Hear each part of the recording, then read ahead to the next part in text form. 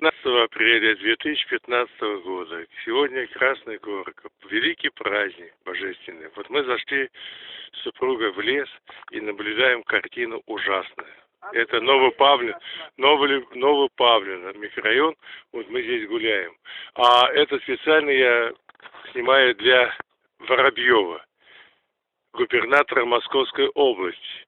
Вот посмотрите, пожалуйста, господин Воробьев, что здесь творится в этом Павлино. Вам докладывают все великолепно, все прекрасно, дают вам ордена, а вот посмотрите, что здесь творится. Здесь не пройти с коляской, детям не погулять, все валяется, все разрушено, как будто здесь прошла атомная какая-то бомба, взорвалась атомная бомба. Или чего, подсказывает Чернобыль, да, люди подсказывают мне.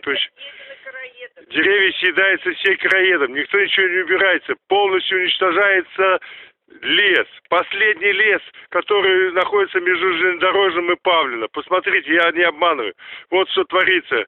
Сердце и кровью мое обливается. Посмотрите, никто здесь не подходит. Здесь должны срочно работать бригады. Но наверняка вам, господин Воробьев, докладывает, что все в Павлино великолепно, все режет.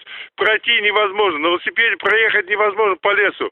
Вот посмотрите, что дальше лежит. Это я только птицу везде на протяжении всего расстояния.